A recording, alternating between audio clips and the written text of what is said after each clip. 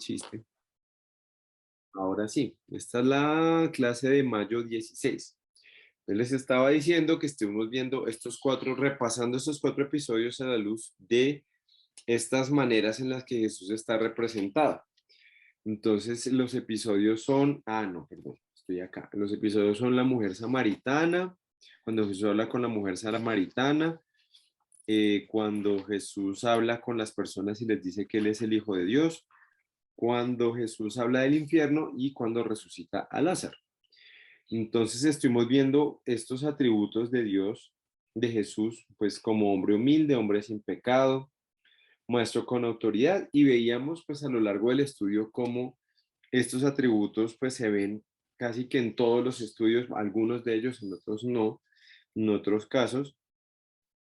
Y pues vimos justamente eso, ¿no? Cómo Jesús había sido representado en esos atributos. Simplemente nos faltaron 2. Había uno que dice vencedor sobre Satanás, ese creo que lo vimos, ¿cierto? Hablamos del infierno, si no estoy mal, hablamos de cómo pues el infierno está destinado para Satanás y sus ángeles, digamos que está organizado todo para que eso sea así, pero pues en estos episodios no lo hemos visto todavía. Cordero de Dios que es adorado, pues ese todavía no lo hemos visto. Y finalmente nos quedaba uno que es revelador de la verdad. Entonces, en estos episodios, como mis hermanos, con Josué y Mati, ¿cómo podemos ver reflejado a Jesús como revelador de la verdad? ¿Qué diríamos ante estos episodios? Yo pienso que en todo momento Jesús pues es la verdad y la vida, y cada vez que hablaba con los demás siempre estaba instruyendo y revelando la verdad. Gracias. ¿Sí alcanzamos a escuchar? Sí, señor. Y de acuerdo con Dorita. Bueno, permítanme un segundito.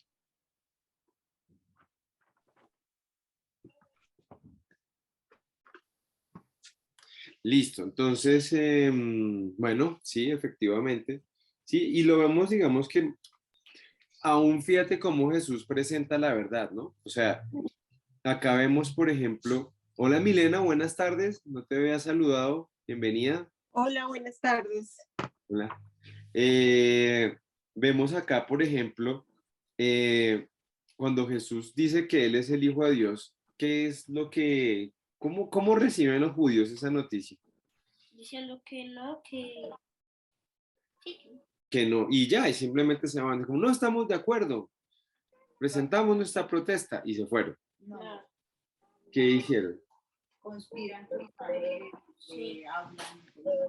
Y bueno, acá incluso en algunas de las escrituras que veíamos tratan de apedrearlo por blasfemo, supuestamente, ¿no?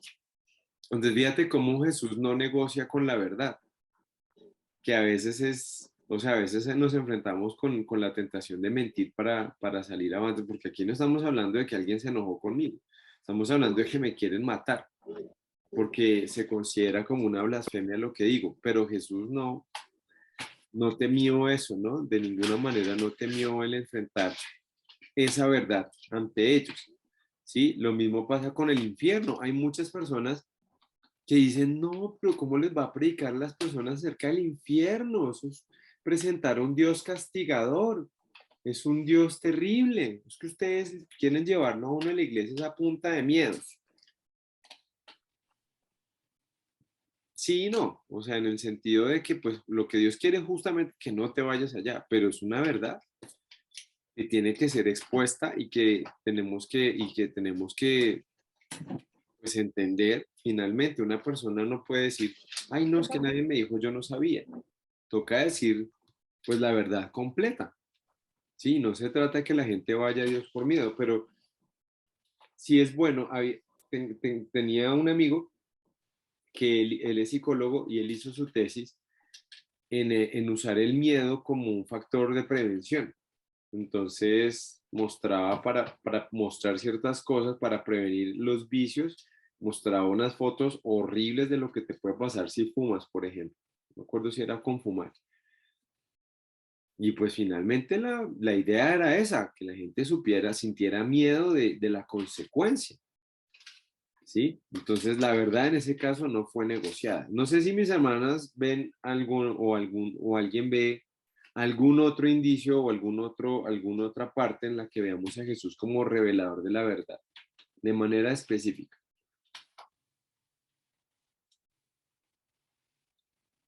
También lo que hemos hablado de cómo él es un gran maestro que hacía preguntas y yo lo admiro mucho en eso, como que a veces era directo, pero también a veces hacía que uno se cuestionara y sobre todo era muy astuto también, o sea, era muy inteligente. Sí, es muy inteligente. Por ejemplo, con Lázaro, Es, ¿no? sí. O sea, es impresionante cuando Jesús dice a Lázaro como, algo así como, cuando dicen, no, pues es que se va a morir. Y Jesús, bueno, nos vamos a quedar 2 días. Yo no me imagino la cara de los apóstoles, como, ¿en serio? ¿Se está diciendo eso? Sí, o sea, Jesús no negociaba con la verdad. Y pues hay que orar. Yo siento que es muy chévere decir esas cosas, pero cuando estás parado ahí en si decir la verdad o no, pues no es nada fácil. Pero sí, el Señor lo hacía de una manera excepcional. Bueno, entonces ese es un repaso que me parece súper interesante porque pues nos da como un panorama también de los atributos de Cristo. Y es impresionante. Ahora vamos a entrar en este grupo de 4, de 4 episodios. Vamos a empezar por el 29 y les invito a que vayamos a Mateo 26. Mateo capítulo 26 del 1 al 2. Mateo, ay no. Listo, Mateo 26 del 1 al 2. ¿Alguien lo quiere leer? Yo. Listo, dale. Amén. Ya lo va a leer Dora. Ahorita. Ay, gracias. Dice Mateo 26:1. Cuando hubo acabado Jesús todas estas palabras, dijo a sus discípulos: ¿Sabéis que dentro de 2 días se celebra la Pascua y el Hijo del Hombre será entregado para ser crucificado? Tremendo. Bueno, ¿y Jesús cómo hizo para saber eso? Porque tenía omnisciencia, entonces lo sabía todo, dice Josué. ¿Todos de acuerdo?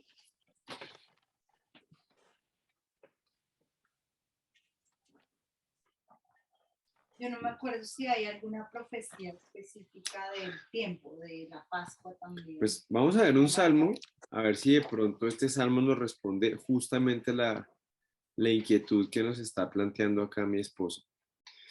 Vamos a ir al Salmo 41 del 7 al 9. Salmo 41 dice así: reunidos murmuran contra mí todos los que me aborrecen, contra mí piensan mal diciendo de mí, cosa pestilencial se ha apoderado de él. Y el que, bueno, espérate un momentico. Acá, espérame un momentico, dice, cosa pestilencial se ha apoderado de él y el que cayó en cama no volverá a levantarse. Salmo, ¿qué tal? Ese era el Salmo 41 del 7 al 9.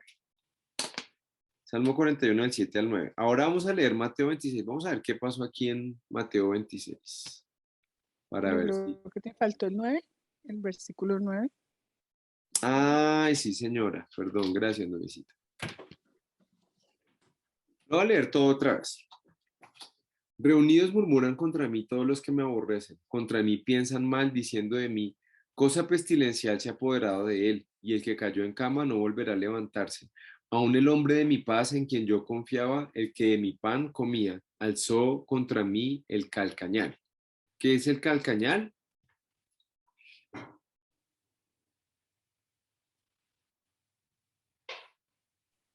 ¿Qué parte del cuerpo se calcañal? ¿Será que tenemos calcañal todos acá? ¿El talón? El talón, muy bien, sí, todos tenemos calcañal. Es el talón, ¿sí? Entonces, ahora sí nos vamos a Mateo, pero creo que es todo Mateo. acá, mira lo que dice acá. Entonces, bienaventurado, no mentiras, esto no. Esto acá. Cuando hubo acabado Jesús todas estas palabras, dijo a sus discípulos: ¿Sabéis que dentro de 2 días se celebra la Pascua? El Hijo del Hombre será entregado para ser crucificado. Entonces los principales sacerdotes, los escribas y los ancianos del pueblo se unieron en el patio del sumo sacerdote llamado Caifás y tuvieron consejo para para prender con engaño a Jesús y matarle.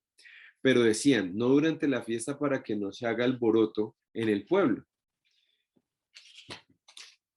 Luego más adelante en el 14 dice: entonces uno de los 12, que se llamaba Judas Iscariote, fue a los principales sacerdotes y les dijo: ¿qué me queréis dar? Y yo os lo entregaré. Y ellos le asignaron 30 piezas de plata, y desde entonces buscaba oportunidad para entregar. Tremendo. ¿Qué opinamos de eso? La pregunta aquí es: ¿qué sabía Jesús sobre lo que le iba a suceder? Que le iban a traicionar, Ujú. ¿Y qué más? que no le caía bien todos. Que lo iban a matar. Ujú. Y fíjate que aún es impresionante, porque yo hacía la pregunta de si Jesús, de cómo hacía Jesús para saberlo, porque seguramente sí, él tenía esa omnisciencia para saber esas cosas, pero además de eso tenía un conocimiento claro de la escritura y un discernimiento muy preciso acerca de cómo iba a ser el traicionado, ¿sí? Y fíjate que aquí están los dos ingredientes de eso que Jesús pensaba. Reunidos murmuran contra mí todos los que me aborrecen. Contra mí piensan mal, diciendo de mí cosa pestilencial. Recuerda que las cosas pestilenciales, esas cosas, pues estaban hablando, como, ¿se acuerdan que Jesús decían que él tenía un demonio? Entonces digamos que esa era la postura. Ellos pensaban, los judíos pensaban que Jesús estaba poseído, que Jesús estaba errado, que estaba equivocado, que estaba lleno de pecado porque él se ponía en un lugar que no le correspondía. Y luego dice: aún el hombre de mi paz, en quien yo confiaba, el que de mi pan comía, alzó contra mí el calcañal. O sea, una patada voladora, lo que escribe ahí. Entonces, fíjate cómo Jesús tenía esa claridad frente a lo que le iba a suceder y la manera en que eso iba a suceder, ¿no? Cómo Jesús iba a ser entregado, ¿sí? Y ese discernimiento que tenía, o sea, ahora, eso no era solamente como que él lo veía de una manera, pienso yo, ¿no? De una manera mística, sino que él sabía leer los contextos, o sea, él sabía y lo vimos, la vez pasada lo vimos con Lázaro, no sé si alguien se acuerda. ¿Cuál fue la reacción de los judíos cuando Jesús resucitó a Lázaro?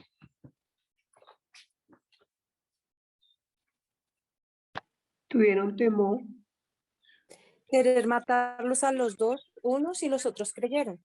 Ajá, unos creyeron y otros querían matar a Jesús y además a Lázaro, tras del hecho, ahí también caló Lázaro. No lo porque matar también a Lázaro. Porque Acaba de morir. aquí Jesús, mira que Josué hace una pregunta bien interesante: ¿por qué matar a Lázaro? Era como la evidencia. Exacto, porque era la evidencia de que Jesús tenía ese poder. O sea, lo que había que hacer era suprimir a Jesús. Había que suprimirlo porque es que estaba siendo totalmente incómodo tenerlo ahí. Estaba siendo totalmente complejo. Se volvió una piedra en el zapato. ¿Sí? Y era supremamente difícil. O sea, rebatirlo no podían. En estos días veíamos en Lucas, a ver si lo encuentro por acá, creo que es el 12. Leíamos con unos hermanos esto. Ay, ay, ay. Porque llega un punto en que ya ni siquiera lo pueden coger ni siquiera lo pueden como hacer quedar mal con sus propias palabras, que esa fue la siguiente estrategia que ellos quisieron usar contra Jesús. No, es en el 11, a ver si por acá está. Ah, pero no es en Lucas, es en Marcos. En Marcos. Dice acá.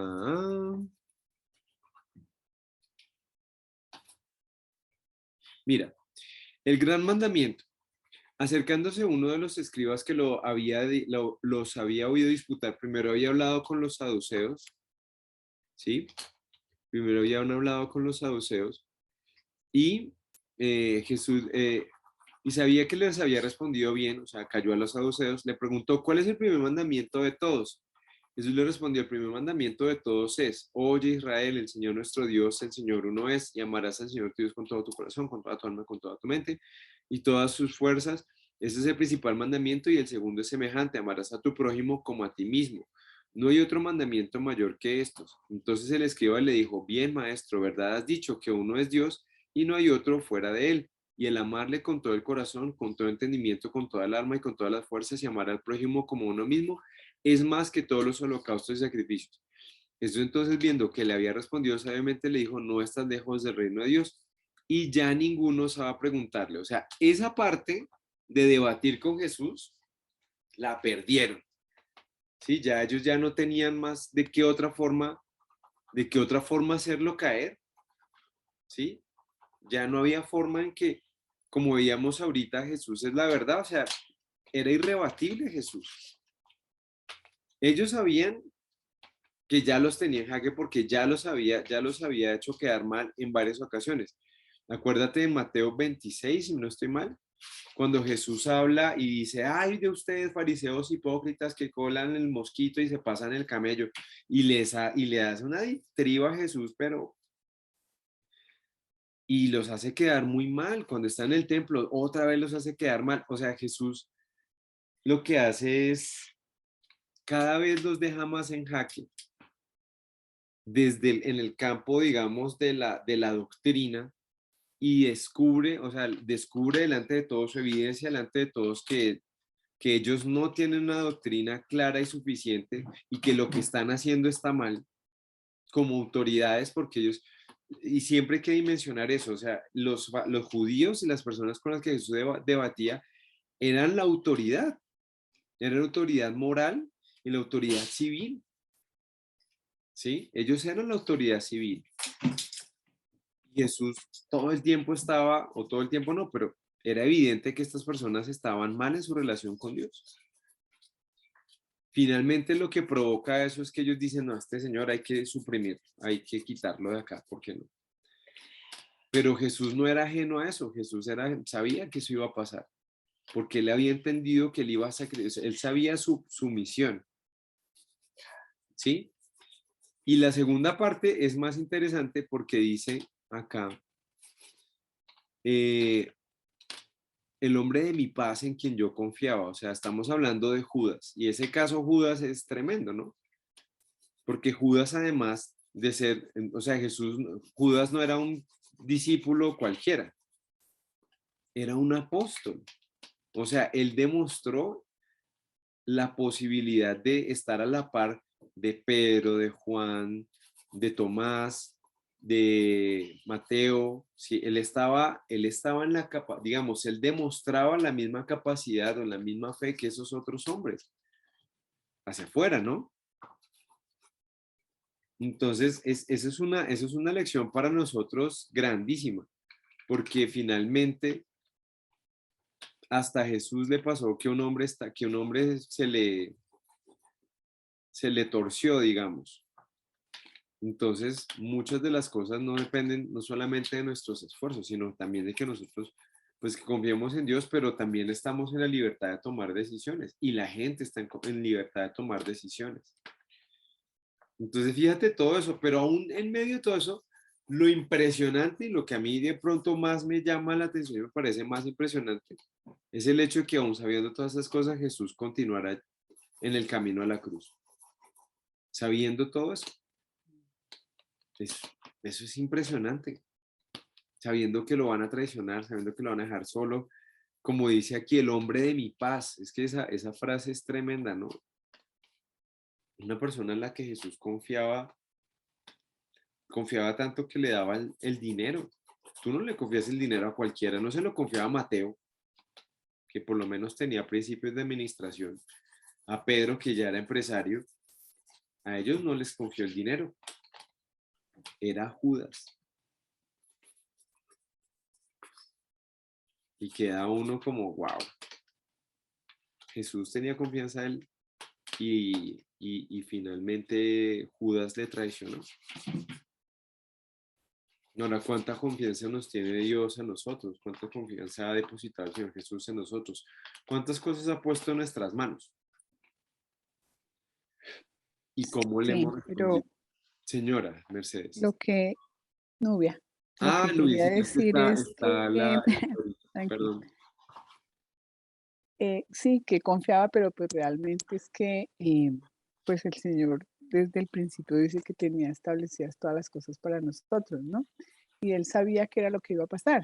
Es muy cierto lo que tú dices, que cada uno tenía pues como esa libertad que la utilizaba para bien o para mal, pero el Señor ya lo sabía y en obediencia a su Padre, que finalmente es como el tema más profundo de todo eso, ¿no? Porque fuera de saber, Él obedece todas esas circunstancias pues para cumplir con el propósito que estaba establecido finalmente, ¿no?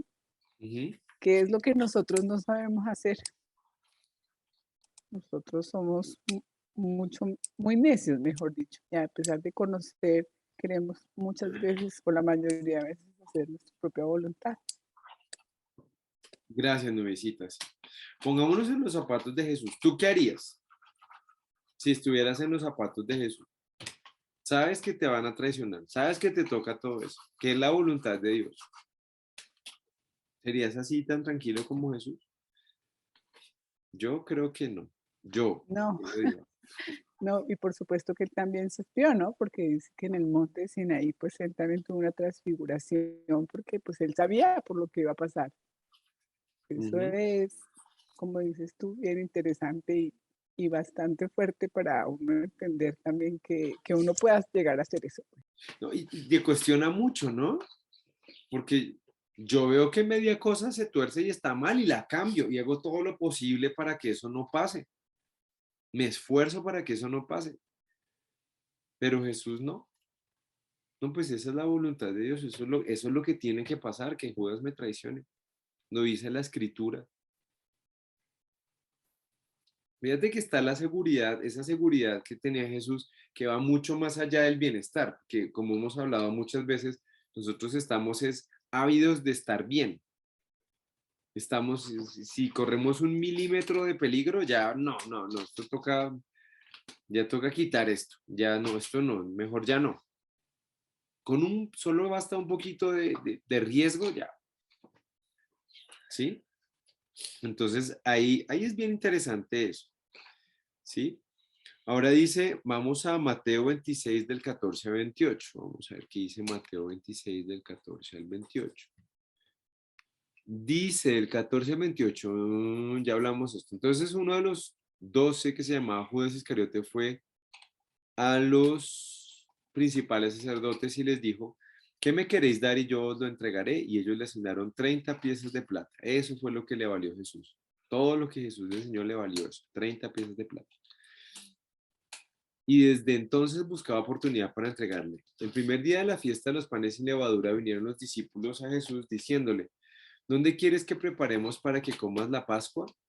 Y él dijo, id a la ciudad a cierto hombre y decirle, el maestro dice, mi tiempo está cerca, en tu casa celebraré la Pascua con mis discípulos. Y los discípulos hicieron como Jesús les mandó y prepararon la Pascua. Cuando llegó la noche, se sentó a la mesa con los 12 y mientras comían dijo, de cierto os digo, que uno de vosotros me va a entregar.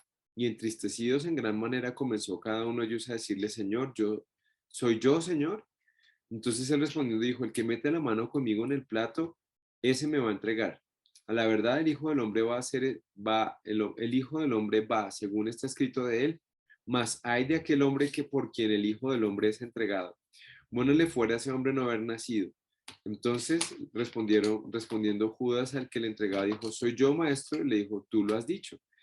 Y mientras comían, tomó Jesús el pan, lo bendijo y lo partió y dio a sus discípulos y dijo, tomad, comed, esto es mi cuerpo. Y tomando la copa y habiendo dado gracias, les dio diciendo, bebed de ella todos, Porque esto es mi sangre del nuevo pacto, que por muchos es derramada para remisión de los pecados.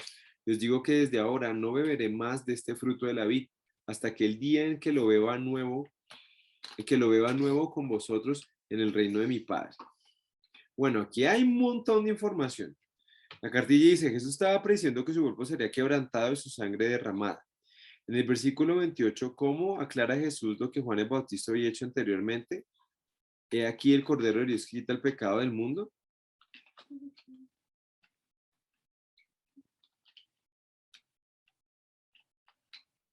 Leo la pregunta otra vez. Dice, Leíto. ¿cómo aclara Jesús lo que Juan el Bautista había dicho anteriormente cuando proclamó, he aquí el Cordero de Dios que quita el pecado del mundo? O sea, cuando Juan llama a Jesús el Cordero de Dios, ¿qué fue lo que aclaró Jesús? Mira lo que dice en el 28, porque esto es mi sangre del nuevo pacto, que por muchos es derramada para remisión de pecados. Este es un punto súper clave de la historia de la esperanza, ¿sí? Porque aquí nosotros hacemos un viaje al pasado. Entonces, si nos devolvemos al mero principio en Génesis, ¿se acuerdan qué fue lo que hizo Dios para cuando hubo el pecado de Adán y Eva? Que sacrificó animales y los cubrió con pieles. Exactamente, sacrificó los animalitos para que ellos pudieran ser cubiertos con pieles. Luego aquí, en la libertad, cuando se liberan el pueblo de Israel de Egipto, o sea, pasan muchos años, no, incluso acá antesitos también podemos ver a Abraham, sacrifica un cordero en lugar de su hijo. Luego aquí, Moisés les pide a los israelitas que maten un cordero y la sangre la pongan en un dintel. Luego aquí en Levítico se establece que un cordero, ¿para qué eran los corderos en el sistema levítico? Para los sacrificios. ¿Pero para qué eran los sacrificios? Bueno, estos Para sacrificios expiación. para la expiación Para- de pecados. Señora, ahí alguien más iba a hablar. Para perdón de todos los pecados.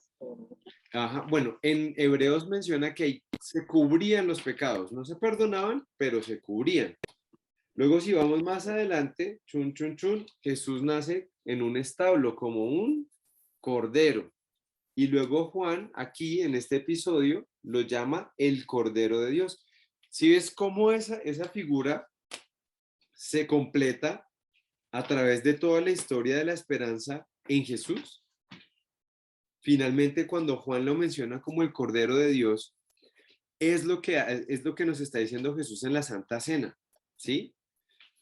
Que por eso es que nosotros celebramos la Santa Cena, que es una de las cosas más impresionantes del cristianismo, ¿sí? Es desde Génesis de 2000 y pico de años antes, 2100 y pico años antes de Cristo, ya se empezaba a celebrar la Pascua, ¿sí? Luego Jesús retoma la celebración de la Pascua y la resignifica para un nuevo pacto, que es de lo que hemos estado hablando, cuando cambiamos también del Antiguo Testamento al Nuevo Testamento o del Antiguo Pacto al Nuevo Pacto. Vemos cómo hay un cambio en los pactos que Dios hace, que eso alguna vez también hablamos un poquito de los pactos que Dios hizo, ¿sí?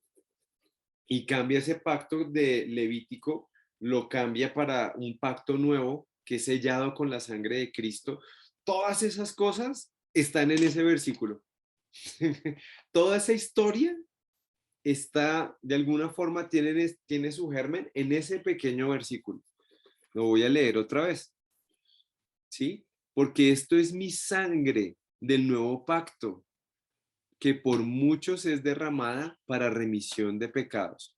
¿Cuál era el problema? ¿Cuál es el problema del hombre con Dios? Gracias, Mati. El pecado. ¿Sí? Ese es el gran problema. Todo este enrollo en el que estamos de la creación y todo es por el pecado, por la desobediencia que tenemos delante de Dios. Y aquí Jesús ya nos empieza a anunciar la salida de eso, que es su sacrificio. Esa salida, ese sacrificio es lo que nosotros podemos Es en lo que debemos poner nuestra confianza para que sean perdonados nuestros pecados, que es diferente a lo que veíamos en Levítico. Vamos a mirar, no sé si alguien tenga algún comentario aquí mientras busco un versículo. Mira, bueno, si alguien levanta la mano, si hay algún comentario, alguien levanta la manito.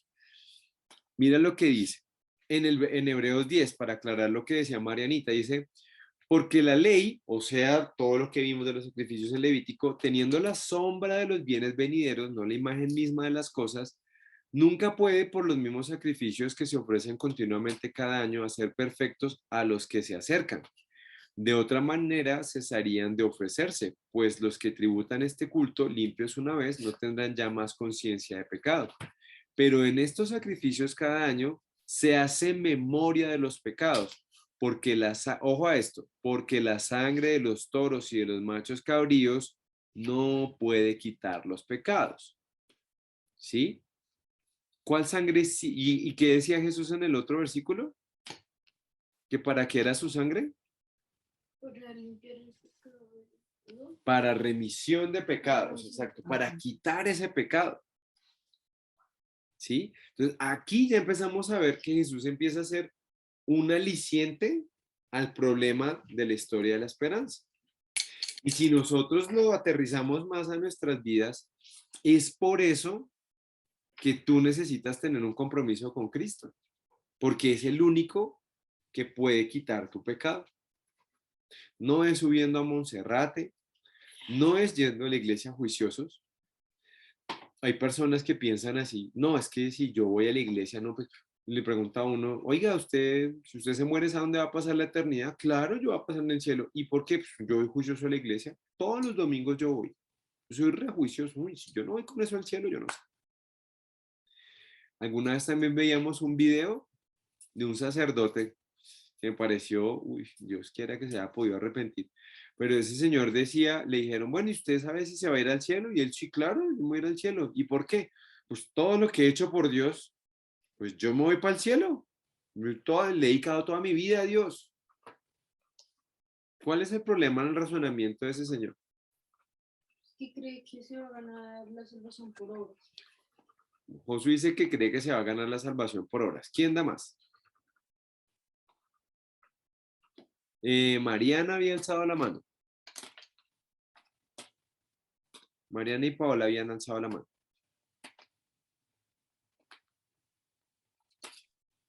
Sí, o sea, por lo que él iba a ser justificado por las obras que hacía. Sí, pero, ok, no es por obras, pero ¿cuál es su problema? Esposo? Cree que ha hecho mucho por Dios. Sí, también orgullo con Dios, porque Ujú. en Hechos dice que Dios no necesita que hagamos nada por Él, que Él es el que nos da todo. Y pues la escritura que dice que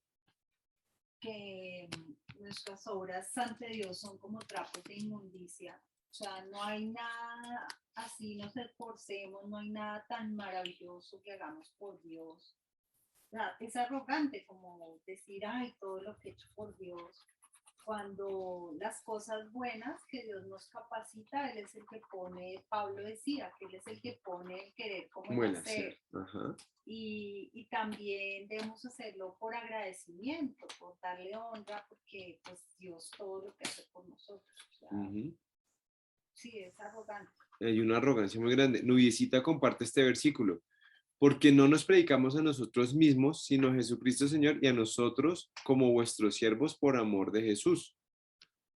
Exacto, o sea, finalmente el centro de la cosa no somos nosotros, que eso es una parte muy difícil de entender en nuestra cabeza, que nosotros no somos el centro, sino que Dios es el centro, ¿sí? Y es importantísimo tener en cuenta eso. En el caso de este señor, mira, así el hombre lo hubieran crucificado en el monte Gólgota, unos romanos. Si ese señor aún si él hubiera hecho eso, tenía ese problema, tenía pecado. Y resulta que sin santidad nadie ve a Dios. Y todo lo bueno que hace está manchado de eso, y más de esa arrogancia, como mencionaba mi esposa. ¿Sí? está manchado. Todo eso está manchado de pecado y cualquier buena obra que yo haga, cualquier cosa buena que yo haga, si yo no la hago si yo no estuviera con Cristo, igual, ¿sí? Porque no es por nuestras obras, realmente es, y es una de las cosas que más ya les voy a contar otra cosa, pero nos toca parar acá porque ya se me acabó el tiempo, entonces ya nos vemos otra vez en el mismo enlace. ¿Listo? Ok. Bueno, pues nos vemos. Bueno, mientras se unen los demás hermanos. La otra cosa es que, digamos que algo que me ha costado mucho es entender ahorita que he estado escuchando al señor C.S. Lewis, más que porque él lo diga, más porque lo puedo ver claramente en mi corazón, es que nosotros no, debemos entender que Dios es el centro de las cosas. El centro de nuestra vida es Dios, ¿sí? No nosotros. Y cuando Jesús dice que nosotros debemos amarlo sobre todas las cosas que lo leímos ahorita, pues justamente es eso, es que Él es el centro, Él es el importante, no nosotros. Y quitarnos de eso es muy, muy difícil. Bueno, me es difícil para mí. Espero que mis hermanas no. ¿Sí? Pero entonces fíjate, esa partecita solamente de ver lo importante que es Jesús ahí en siendo el Cordero de Dios, ser nombrado como el Cordero de Dios en la cena de la Pascua, es impresionante. O sea, ahí podemos ver claramente un destello de cuál es el plan de Dios de la historia de la esperanza. Y les estaba diciendo además que eso es lo impresionante de que hoy estemos, o sea, de que en estos días, en estas fechas, estemos celebrando la Santa Cena, que digamos, es un recordatorio de esta parte. Entonces, como que es tan importante y no perder de vista la importancia que tiene el celebrar esta cena, porque esta Pascua, porque finalmente es muy significativa para nosotros. Y parece un acto tan sencillo, tan simple, ¿no? Un pancito y un sorbito de jugo de uva. Pero realmente mira toda la carga, mira todo lo que significa eso. Entonces, la próxima vez que tomes la Santa Cena, piensa en todo esto, o sea, piensa que desde el principio hasta acá se dispuso un sacrificio para que nosotros pudiéramos tener el privilegio de acercarnos a Dios. Y eso es maravilloso. Ahora, vamos ahí, sigamos en Mateo 26 del 45 al 56. Entonces, dice acá el 45 al 56. Entonces vino a sus discípulos, entonces vino a sus discípulos y les dijo, dormir ya y descansar. Aquí Jesús estuvo orando en el Monte de los Olivos, ¿sí? Les pidió a Pedro y a Juan que le acompañaran en una velada oración y se durmieron. Entonces después Jesús les dice acá, entonces vino, dormí ya y descansad, aquí ha llegado la hora, el Hijo del Hombre es entregado en manos de pecadores. Levantaos, vamos, ved, se acerca el que me entrega. Mientras todavía hablaba, vino Judas, uno de los 12, y con él mucha gente con espadas y palos, de parte de los principales sacerdotes y de los ancianos del pueblo. Y el que le entregaba les había dado señal, diciendo, al que yo besare, ese es, prendedle. Enseguida se acercó Jesús y dijo, salve maestro, y le besó. Y Jesús le dijo, amigo, ¿a qué vienes? Fíjate que le dice amigo, impresionante. Amigo, ¿a qué vienes? Entonces se acercaron y echaron mano a Jesús y le prendieron. Pero uno de los que estaba con Jesús, extendiendo la mano, sacó su espada e hiriendo a un siervo del sumo sacerdote le quitó la oreja. Entonces Jesús le dijo, vuelve tu espada a su lugar, porque a todos los que tomen la espada, a espada perecerán. ¿Acaso piensas que no puedo ahora orar a mi Padre y que Él no me daría más de 12 legiones de ángeles? ¿Cómo entonces se cumplirían las escrituras de que es necesario de que así se haga? En aquella hora dijo Jesús a la gente, como contra un ladrón habéis salido con espadas y con palos para prenderme. Cada día me sentaba con vosotros enseñando en el templo y no me prendisteis. Mas todo esto sucede para que se cumplan las escrituras de los profetas. Entonces todos los discípulos, dejándole, huyeron. Qué fuerte. Bueno, ¿qué podemos ver ahí en todo esto, mis hermanos? Hay un montón de cosas. Bueno, buenas noches. Tranquila.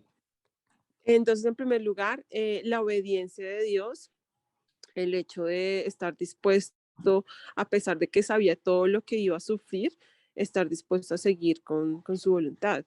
También la esperanza y la confianza en Dios. Y aún eso, cuando decía, ¿acaso no crees que si yo orara a mi Padre lo que pidiera, Él me lo daría? Entonces, esas dos las resalto. Gracias, Milena. Sí, efectivamente. Y fíjate una cosa que es bien impresionante eso que tú dices, o sea, Jesús podía zafarse. Todo el tiempo Jesús pudo zafarse de la cosa. ¿Sí? O sea, si alguna vez es bueno pensar en eso, o sea, Jesús todo el tiempo, o sea, incluso estando clavado en la cruz, Jesús podía zafarse y bajarse y decía, ay, no, ya no más. Y se hubiera parado y se hubiera ido. Todo el tiempo. Por eso es un cordero. A mí eso me impresiona tanto. Hay una pintura, yo se las he mencionado un par de veces, se llama el Agnus Dei. Se las voy a compartir para que la vean. Es un señor que se llama Francisco de Zurbarán. Y tuve el privilegio de verla en vivo y en directo porque la trajeron aquí a Colombia. Acá está, el Agnus Dei. Es una pintura chiquitica. Es como, en tamaño desde acá, es como un octavito. Pero es impresionante. Bueno, acá le puse una aureola, esa no es. Esta es la que yo vi. Y es impresionante porque es un cordero, mira esto. Además es que la pintura es increíble porque parece lana, parece una foto, parece que pudieras hacerle así a la lana. Pero tú ves la cara de ese cordero y ese cordero está tranquilo. ¿Sí? A pesar de que ya está amarrado, listo para ser sacrificado. ¿Sí? Finalmente él está ahí, tranquilo, manso. Y a mí eso me hace pensar tanto en el Señor y cómo nosotros somos tan rebeldes, o sea, nosotros somos muy rebeldes a la hora de aceptar su voluntad, ¿sí? A veces la enfermedad es parte de la voluntad de Dios. Y como veíamos hace unas clases, el sufrimiento es parte de la voluntad de Dios. Pero ¿cómo nos cuesta? ¿Cómo nos cuesta aferrarnos a la voluntad de Dios y decir como Jesús, bueno, Señor, si es tu voluntad, pues sufriré esto? Y no lo digo por nadie en especial, lo digo por mí, o sea, realmente asumir esa actitud es impresionante, o sea, es impresionante que el Señor es una lección tan grande la que nos da ahí el Señor, ¿sí? Luego acá dice, mira, hay una frase que se repite 3 veces, ¿sí se dieron cuenta?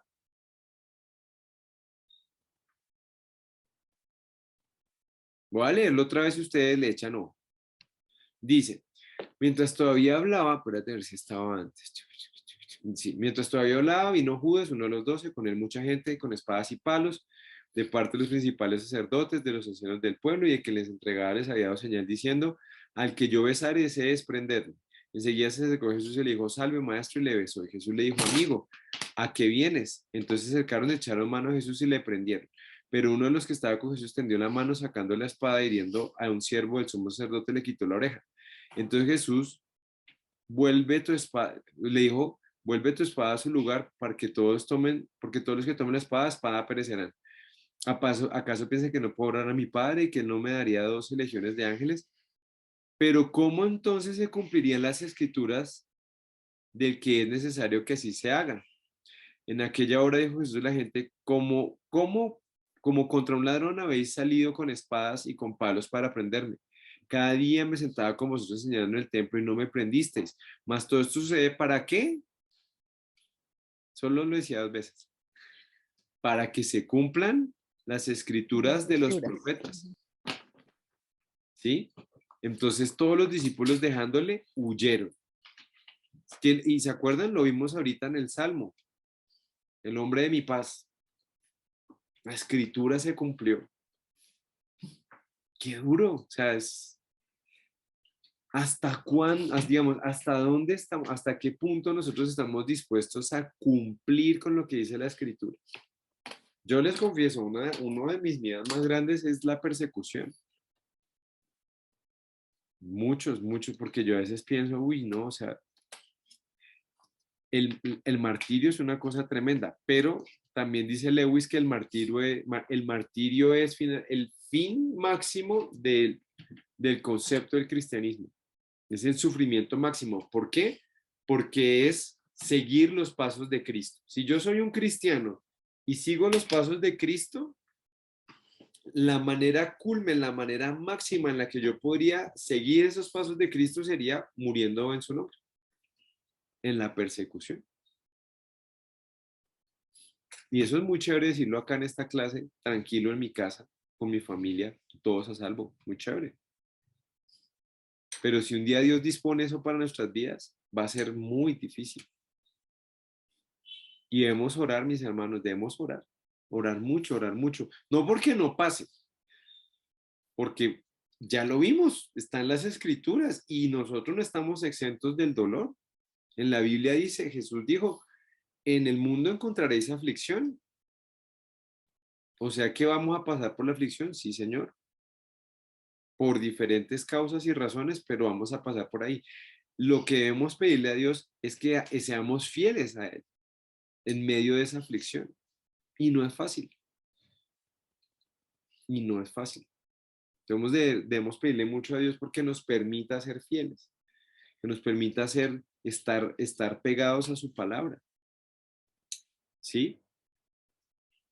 Eso es tremendo, es impresionante. Dice, ¿tenía Jesús el poder para resistirse al arresto?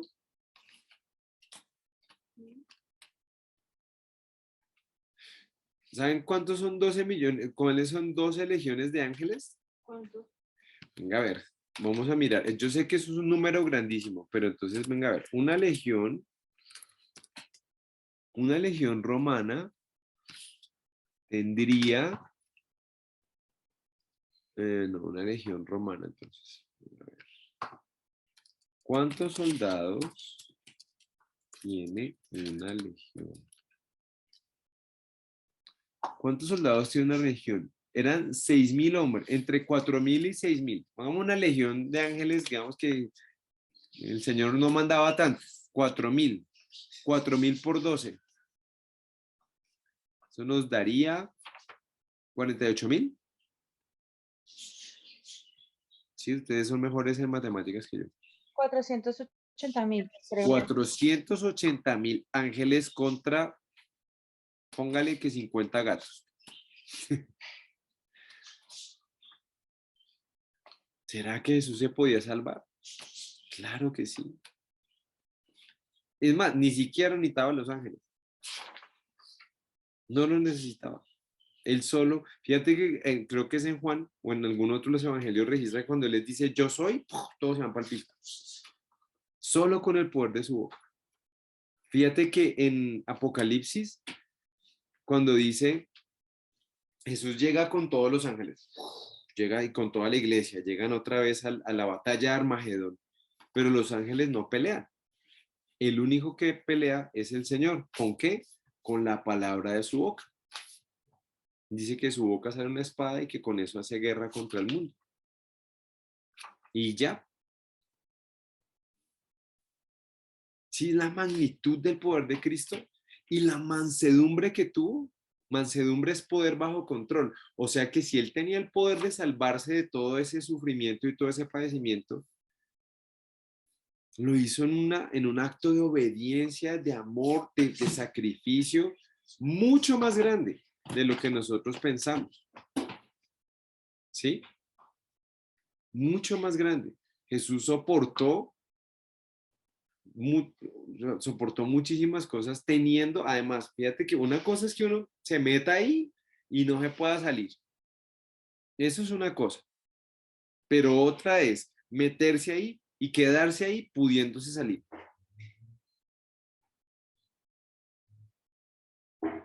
Eso es algo que realmente nosotros debemos considerar. Yo la verdad no lo había considerado. Pero debemos dar gracias a Dios por eso. Y finalmente dice, ¿por qué piensa usted que se entregó voluntariamente a sus captores? Es una pregunta chévere. ¿Por qué se entregaría al Señor? Ahí dice en el versículo además.